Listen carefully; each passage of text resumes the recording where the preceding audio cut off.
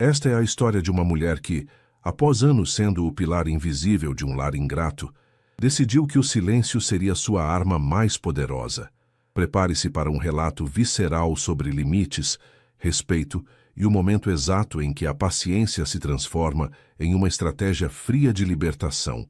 Você vai sentir o peso de cada degrau subido e o estalo da chave na fechadura que mudou tudo. Antes de começarmos essa história incrível, não se esqueça de curtir o vídeo, se inscrever no canal e contar pra gente nos comentários de onde você está ouvindo essa história. O som metálico da roleta do ônibus 203 ainda ecoava na minha cabeça, um clique rítmico que parecia compassar a batida da minha enxaqueca latejante. Curitiba decidiu nos presentear com aquela chuva miúda e persistente, típica de uma terça-feira cinzenta, que transformava o asfalto da Avenida 7 de Setembro em um espelho, escuro e escorregadio.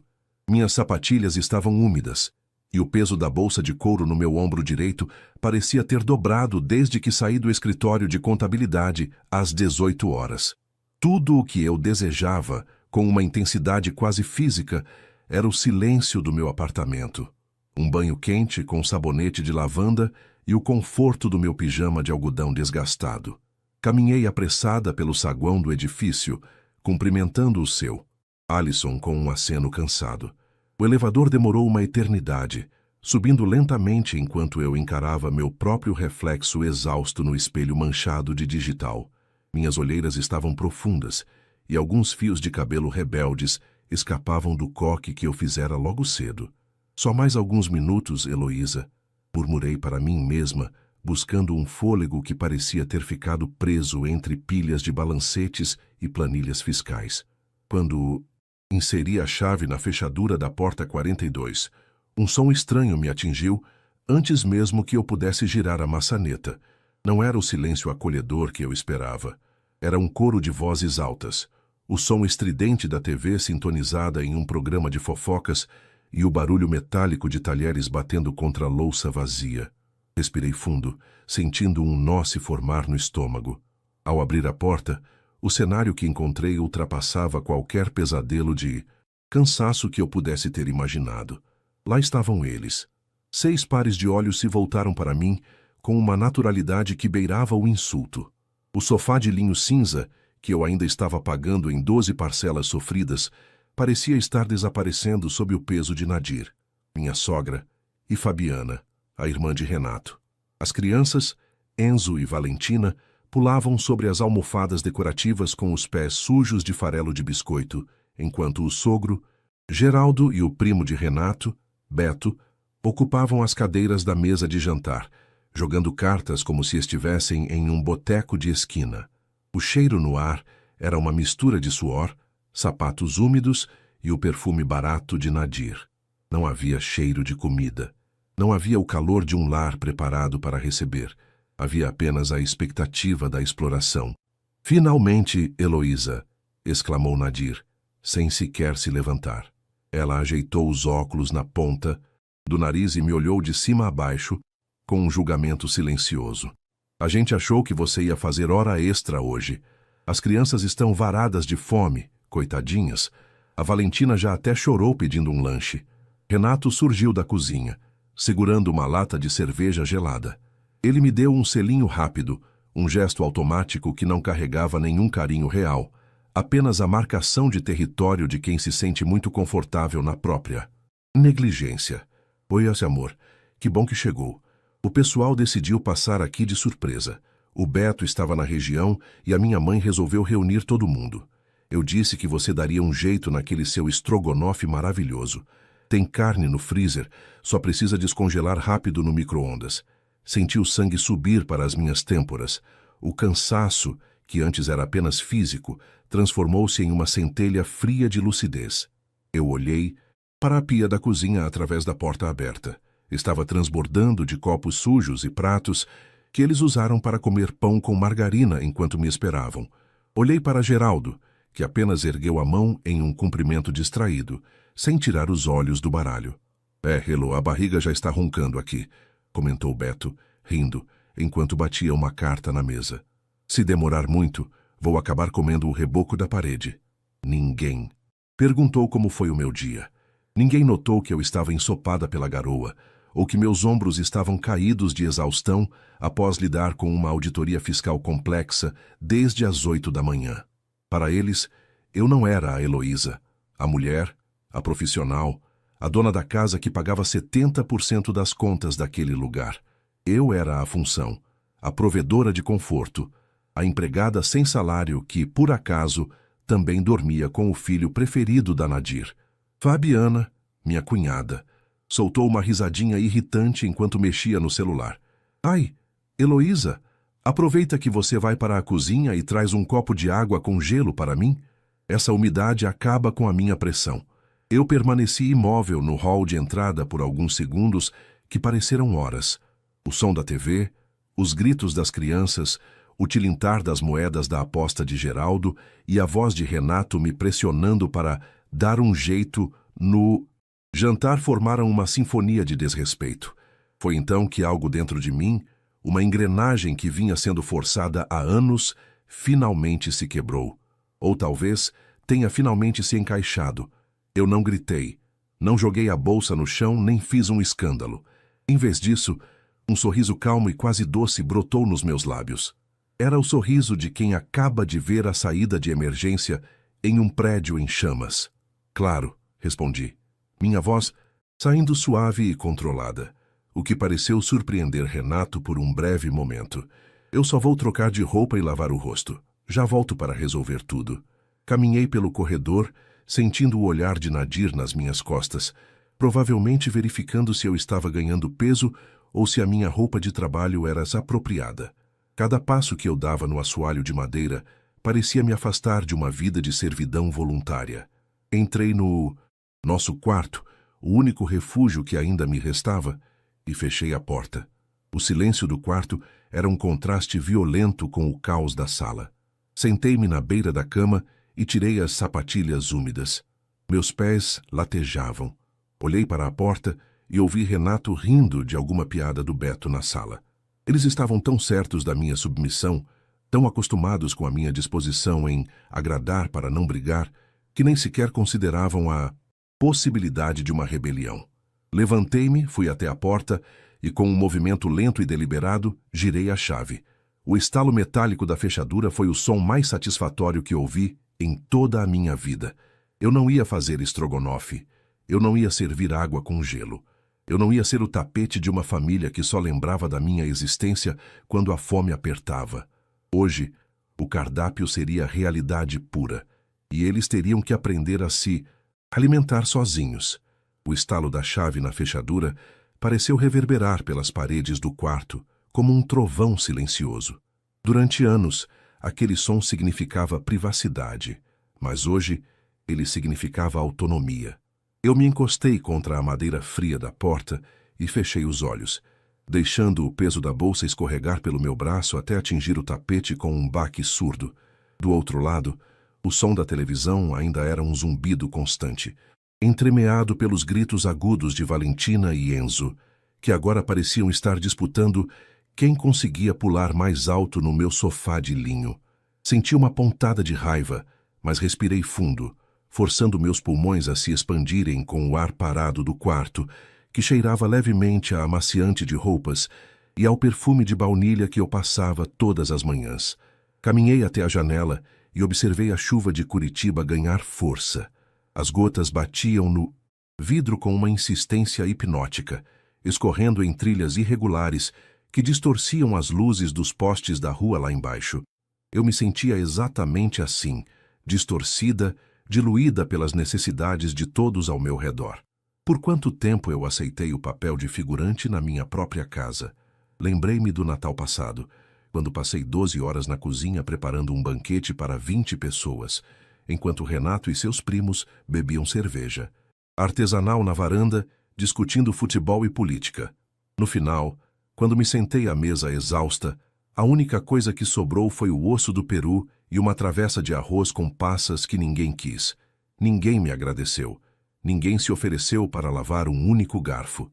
Naquela noite, chorei no banho, e Renato apenas disse que eu era sensível demais. Hoje, a sensibilidade havia se transformado em aço. Ouvi passos pesados no corredor. Eu conhecia aquele andar. Era o ritmo impaciente de Renato. Ele parou diante da porta e girou a maçaneta. Quando percebeu que estava trancada, bateu 3 vezes, de forma curta e autoritária. Elô, por que você trancou a porta, amor? O pessoal está esperando. Minha mãe já está perguntando se você precisa de ajuda para achar os temperos, mas eu sei que você prefere fazer tudo do seu jeito. Abre aí, deixa de bobeira. Eu não respondi. Sentei-me calmamente na poltrona de veludo azul que ficava no canto do quarto. Um presente de mim para mim mesma, no meu último aniversário. E comecei a desamarrar os cordões das minhas sapatilhas. Meus pés estavam inchados, marcados pela pressão do calçado de um dia inteiro de pé e em deslocamentos. O silêncio que eu mantinha era uma barreira que ele não sabia como transpor. Heloísa? A voz dele subiu um tom, agora carregada de uma irritação mal disfarçada. Você está me ouvindo? Eu sei que você está aí, não faz essa cena na frente da minha família. A Fabiana já está com aquela cara de julgamento e o meu pai quer jantar logo para não perder o início do jogo.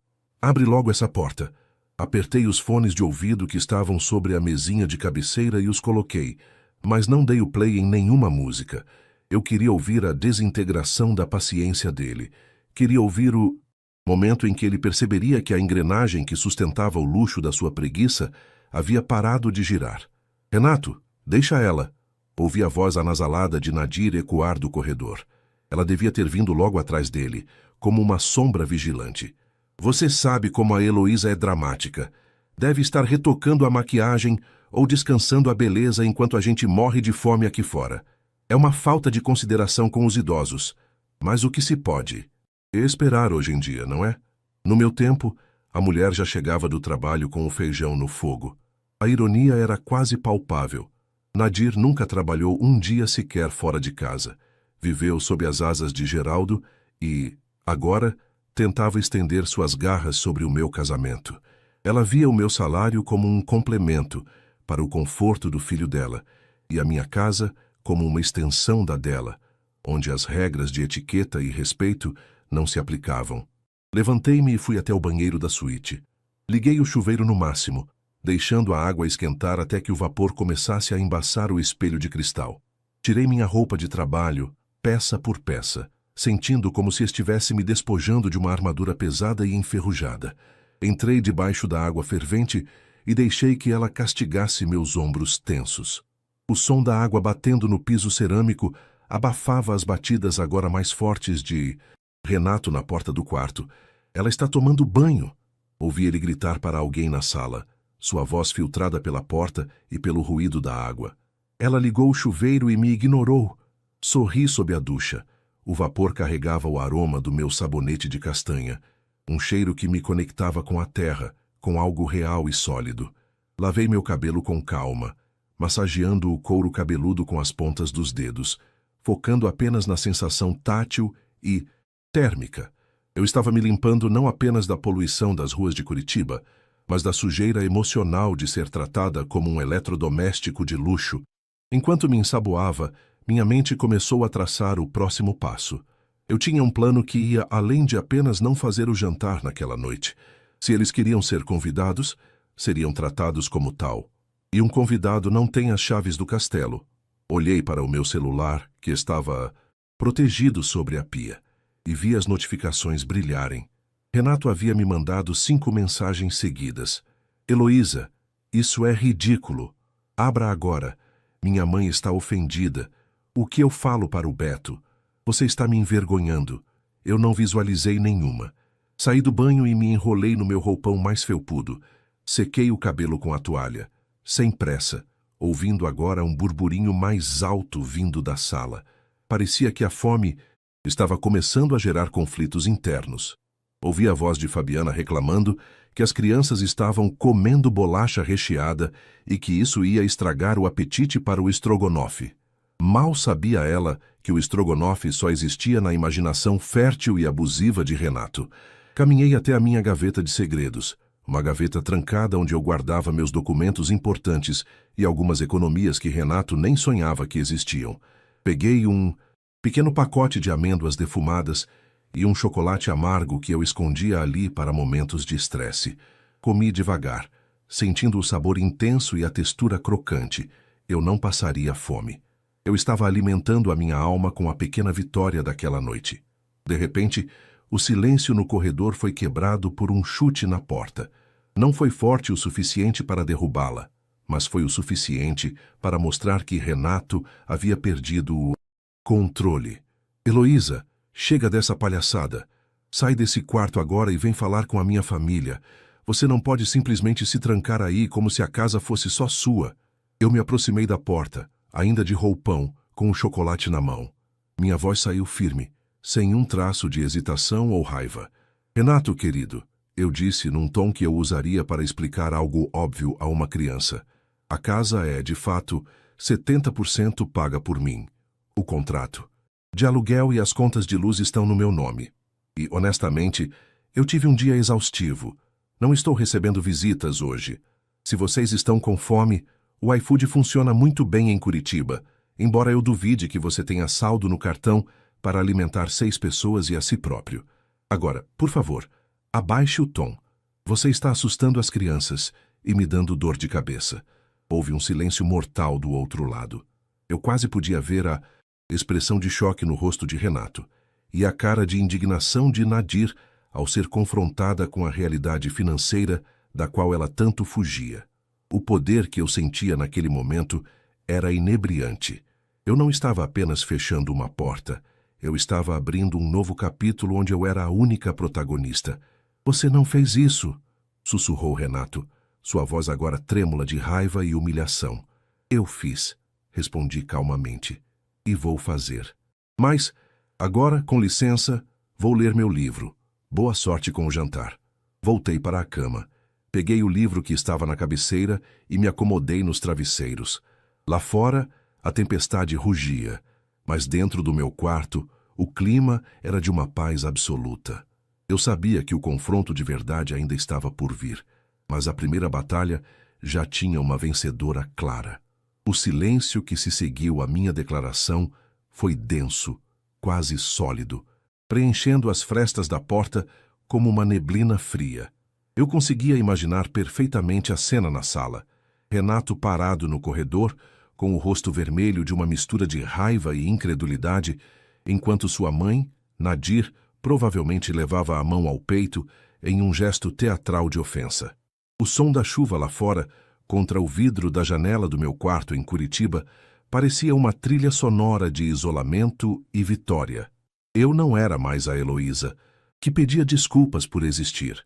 Eu era a mulher que havia traçado uma linha na areia, e essa linha agora era uma muralha de madeira trancada. Sentei-me novamente na poltrona de veludo azul, sentindo a textura macia contra a pele do meu rosto. O chocolate amargo que eu saboreava lentamente trazia notas de café e fumaça, um prazer simples que eu raramente me permitia desfrutar sem a interrupção de alguém pedindo um copo de água ou perguntando onde estavam as meias limpas. Ouvi o burburinho na sala recomeçar, mas agora o tom era diferente. Não era mais a algazarra de convidados esperando o banquete. Era o som de uma colônia de formigas cujo formigueiro acabara de ser pisoteado. Isso é um absurdo. A voz de Fabiana, minha cunhada, subiu um oitavo, carregada de um veneno que ela mal tentava esconder. Renato, você vai deixar sua esposa tratar a gente assim? Viemos de longe. Pegamos trânsito na linha verde e ela se tranca no quarto como uma adolescente mimada? As crianças estão com fome. O Enzo já está roendo as unhas de ansiedade. Cala a boca, Fabiana. Renato explodiu, e o som da sua voz me fez dar um leve sobressalto. Era a primeira vez que eu o ouvia perder a compostura com a própria irmã. Normalmente, ele era o mediador passivo-agressivo que sempre pendia para o lado da família. Você acha que eu estou achando graça? Ela trancou a porta. Ela nunca fez isso antes, pois deveria ter feito, murmurei para mim mesma, sentindo um calor estranho no peito. Não era raiva, era justiça. Ouvi o som de móveis sendo arrastados, provavelmente Geraldo, meu sogro, levantando-se da mesa de jantar. Ele tinha aquele jeito lento de quem nunca teve pressa na vida, porque sempre houve alguém para correr por ele. Bom, se não tem estrogonofe, o que tem para comer? A voz dele era ríspida, Eu não vou ficar aqui ouvindo briga de casal com o estômago vazio. Beto, veja se tem algo naquela geladeira. O pânico na voz de Renato foi quase cômico. Não, pai, não mexe ali. A Heloísa é sistemática com as compras dela. Tarde demais. Ouvi o barulho característico da borracha da geladeira sendo puxada. Eu sabia exatamente o que eles encontrariam. Quase nada. Como eu sabia que eles viriam. Renato havia deixado escapar um comentário vago no domingo, que eu fingi não ouvir para testar até onde iria a sua audácia. Eu, propositalmente, não fiz as compras da semana. A geladeira continha apenas um pote de iogurte natural, 3 limões murchos, um vidro de azeitonas e a luz fria que iluminava o vazio da nossa convivência. Renato, a voz de Beto soou vinda da cozinha, num tom de pura decepção. Cara, a sua geladeira parece um deserto. Só tem água e... Isso aqui é o quê? Um pote de mostarda? Como vocês vivem assim? Ela não fez compras, Renato gritou, e eu pude ouvir o som de algo, provavelmente um copo, sendo colocado com força sobre o mármore da pia. Heloísa, você não fez as compras de propósito. Você sabia que eles vinham. Levantei-me da poltrona e caminhei até a porta, mas não a abri. Encostei a boca perto da madeira, mantendo minha voz num volume baixo, porém perfeitamente audível no silêncio expectante que se seguiu. Eu não sabia de nada, Renato. Você não me avisou. E, como você sempre diz que eu gasto demais no supermercado com futilidades, decidi que cada um cuidaria do seu próprio sustento esta semana. Eu já jantei um sanduíche no centro, antes de vir para casa. Estou satisfeita. Se vocês querem alimentar 6 pessoas, sugiro que abram o aplicativo de entregas. Ah, mas lembrem-se, a taxa de entrega para o Bigorrilho costuma subir quando chove. O silêncio que se seguiu foi quebrado pelo choro de Valentina. A menina, percebendo que o clima de festa havia acabado e que o jantar prometido era uma miragem, começou a berrar. Isso desencadeou uma reação em cadeia. Nadir começou a reclamar da sua gastrite. Fabiana começou a acusar Renato de ser um marido frouxo que não mandava na própria casa. E Beto, o primo aproveitador, começou a sugerir que todos fossem para uma lanchonete e que Renato rachasse a conta para compensar o transtorno.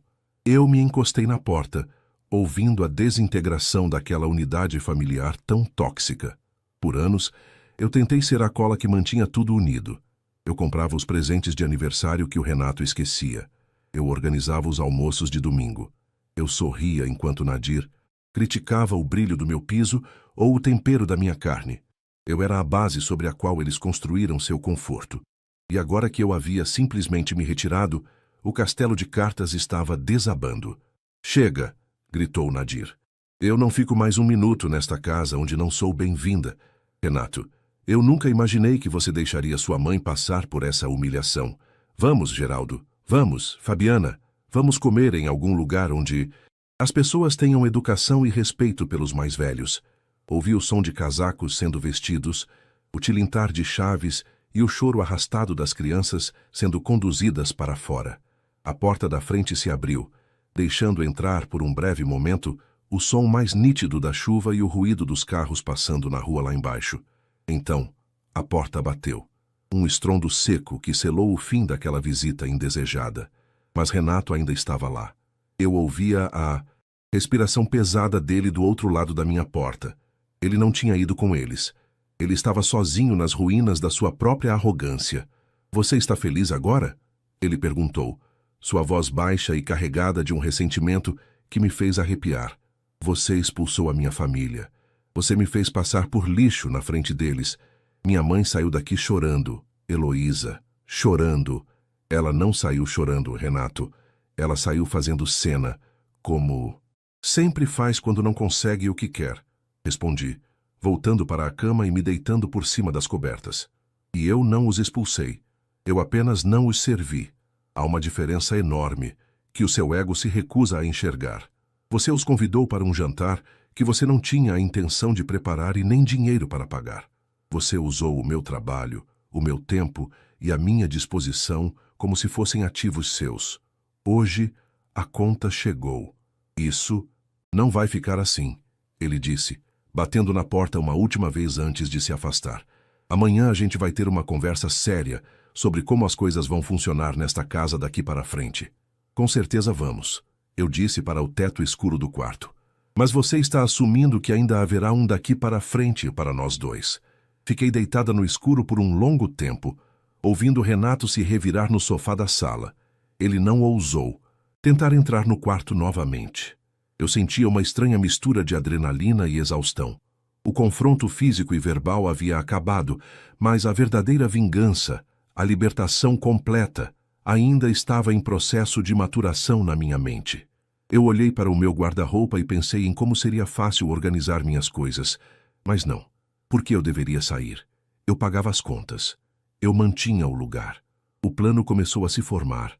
Mais detalhado e frio do que qualquer estrogonofe que eu já pudesse ter preparado. Se eles queriam que eu fosse a vilã da história, por não ser a empregada deles, eu lhes daria um papel digno de um Oscar. Fechei os olhos e, pela primeira vez em meses, o sono veio rápido, pesado e sem sonhos de obrigações não cumpridas. Eu estava pronta para o passo final. O dia seguinte não seria sobre conversas, seria sobre execuções. O despertador, não. Precisou tocar às 5:30 da manhã. Meus olhos se abriram antes que a vibração do celular sobre o criado mudo quebrasse o silêncio absoluto do quarto. Curitiba, naquela manhã de quarta-feira, estava mergulhada em uma neblina espessa, o famoso leite, que esconde os prédios e silencia os passos dos primeiros trabalhadores. O ar que entrava pela fresta da janela era gélido, carregado com aquele frescor úmido que sobe do asfalto. Mas, pela primeira vez em muito tempo, eu não senti o peso do desânimo ao despertar. Pelo contrário, havia uma claridade mental que eu não experimentava há anos. Levantei-me sem fazer barulho. O assoalho de madeira soltou um estalo discreto sob meus pés descalços. Caminhei até a porta, girei a chave lentamente e a abri. O corredor estava escuro. No sofá da sala, a silhueta de Renato era um amontoado confuso de pernas e braços sob uma manta fina. Ele dormia com a boca entreaberta, o rosto marcado pela má noite de sono no sofá, que ele mesmo ajudou a sujar com migalhas de biscoito na noite anterior. O cheiro da sala ainda era desagradável, o rastro da presença invasiva da sua família. Mas eu não sentia mais a urgência de limpar. Não era mais meu fardo. Fui para a cozinha e, com movimentos precisos, preparei o meu café. O som da água fervendo e o aroma forte dos grãos moídos na hora preencheram o ambiente. Enquanto o café coava, peguei meu notebook sobre o balcão. Como contadora, eu sempre tive uma obsessão saudável por planilhas, e a que eu abri naquele momento era a mais importante da minha vida. Eu a chamava secretamente de custo da conveniência. Ali, eu tinha mapeado cada centavo do aluguel, luz, condomínio, internet e mercado que saía da minha conta, contrastando com a contribuição pífia de Renato, já que ele alegava ser o máximo que podia fazer, enquanto investia o resto em hobbies caros e saídas com os amigos. Ouvi um gemido vindo da sala. Renato estava acordando. Senti o estômago dar um nó, mas não de medo, e sim de antecipação. O confronto final não seria um grito, seria uma exposição de fatos. Ele apareceu na porta da cozinha, os cabelos desgrenhados e a expressão de quem esperava um pedido de desculpas matinal acompanhado de pão na chapa. Ele me olhou, viu o café pronto e esticou a mão para pegar uma caneca. Eu deslizei a garrafa térmica para longe do alcance dele, antes que seus dedos a tocassem. Bom dia para você também. Ele resmungou, a voz rouca. Vai continuar com o teatro de ontem à noite? Minha mãe me mandou mensagens até às 2 da manhã. Ela está arrasada, Heloísa. Disse que nunca foi tão maltratada na vida. E a Fabiana está falando no grupo da família que você teve um surto psicótico. Bebi um gole longo do meu café, sentindo o calor descer pela garganta. Olhei para ele com uma calma que parecia irritá-lo mais do que qualquer insulto. Renato, senta, eu disse, apontando para a cadeira de madeira da mesa de jantar. A gente vai conversar agora, e não vai ser sobre os sentimentos da sua mãe ou sobre as fofocas da sua irmã. Eu não tenho tempo para isso agora. Tenho que me arrumar para o trabalho. Ele tentou se desvencilhar, mas eu girei o notebook em sua direção. Você vai ter tempo. Veja bem, Estes são os gastos desta casa nos últimos 2 anos. Em azul, o que eu paguei. Em vermelho, o que você pagou. Se você notar o gráfico de pizza aqui do lado, verá que a sua participação financeira não cobre nem o condomínio e a internet que sua família tanto usou ontem para postar fotos no Instagram. Ele olhou para a tela, a expressão mudando da arrogância para o desconforto. Ele tentou falar, mas eu levantei a mão. Espere, eu ainda não terminei. Além do dinheiro, eu calculei o tempo. Horas gastas cozinhando, limpando, organizando a sua vida e a da sua família que se instalou aqui, como se este apartamento fosse um hotel-fazenda gratuito. Se eu cobrasse o valor de uma diarista e de uma cozinheira particular por todas as vezes que servi sua mãe e seus primos, você estaria me devendo o valor de um carro popular. Heloísa, que coisa ridícula! Ele exclamou, rindo de forma nervosa. Casamento não é negócio. A gente se ajuda. Não, Renato. No nosso caso, eu sustento e você desfruta. Isso não é ajuda, é parasitismo. E ontem à noite, quando você tentou me obrigar a servir 6 pessoas depois de um dia de 10 horas de trabalho, você matou qualquer resto de consideração que eu tinha por você. Eu não sou a extensão da sua mãe. Eu não sou a empregada que você não quer pagar. Eu sou a dona deste contrato de aluguel. O silêncio que caiu sobre a cozinha foi cortado pelo toque estridente do celular dele. Era um vídeo chamada de Nadir. Ele hesitou, olhou para mim e atendeu. A voz da minha sogra invadiu a cozinha, alta e estridente, mesmo sem o viva voz. Renato, você já falou com aquela mulher? Eu não. Dormi nada. Meu açúcar subiu. Quero saber se ela já limpou o quarto de visitas, porque eu vou aí hoje buscar o meu chale que esqueci, e quero que ela me peça desculpas formalmente. Eu fiz um sinal para que ele me entregasse o aparelho. Renato, em estado de choque, obedeceu. Olhei diretamente para a câmera, onde o rosto de Nadir aparecia inchado e indignado. Bom dia, Nadir. O chale está em uma sacola de lixo pendurada na maçaneta da porta, de entrada do prédio. O seu Alisson, o porteiro, vai te entregar. E quanto às desculpas, você está certa, elas são necessárias. Eu me peço desculpas por ter permitido que você entrasse na minha casa e me tratasse como serva por tanto tempo. Mas não se preocupe, isso acaba hoje. Você não é mais bem-vinda aqui. Nem para um café, nem para buscar chale, nem para nada. Desliguei a chamada antes que ela pudesse emitir qualquer som. Devolvi o celular para um Renato pálido. Você enlouqueceu de vez, ele gaguejou. Pelo contrário, eu recuperei a sanidade. Eu já liguei para a imobiliária. Como o contrato está no meu nome e o calção foi pago por mim, eu dei o aviso prévio de 30 dias. Vou me mudar para um apartamento menor, mais perto do meu trabalho. Você tem esse tempo para encontrar um lugar que caiba no seu orçamento real. Ou talvez possa morar no quarto de visitas da sua mãe. Tenho certeza de que ela vai adorar ter o filhinho de volta para ela servir o dia todo. Ele se levantou, a cadeira arrastando com um som estridente. Você não pode fazer isso. Para onde eu vou? Eu não tenho economias, Heloísa. Tudo o que eu ganho eu gasto com as nossas coisas. Com as suas coisas, Renato. Corrigi mentalmente. O meu compromisso com o seu conforto terminou ontem. No momento em que você bateu na porta do meu quarto, exigindo estrogonofe enquanto eu exauria de cansaço. Caminhei até a entrada, peguei minha bolsa e minhas chaves. Eu estava pronta para o trabalho. Ao abrir a porta, vi a neblina de Curitiba começando a se dissipar, dando lugar a um sol pálido, mas firme. Virei-me para ele uma última vez. A propósito, a senha do Wi-Fi foi alterada, e eu cancelei as assinaturas de streaming que você usava. Se quiser assistir ao jogo hoje à noite, sugiro que vá a um bar, ou peça para a sua mãe pagar a conta. Saí do apartamento sem olhar para trás. Enquanto esperava o elevador, ouvi o som de algo quebrando dentro de casa, provavelmente uma caneca, e os gritos de frustração de Renato. Mas aqueles sons não me atingiam mais. Eles pertenciam a uma vida que eu acabara de deixar para trás, como uma roupa velha que não serve mais. Ao chegar no térreo, Alisson me cumprimentou com um sorriso. Bom dia, dona Heloísa. Tudo bem? Tudo ótimo, seu Alisson. Melhor do que nunca. Caminhei em direção ao ponto de ônibus, sentindo o ar frio bater no meu rosto. Eu não tinha apenas me vingado de uma noite de desrespeito. Eu tinha retomado o controle da minha própria narrativa. A partir de hoje, a única pessoa que eu teria o prazer de servir seria a mulher que eu via no espelho todas as manhãs. E, acreditem, ela merece o melhor banquete do mundo.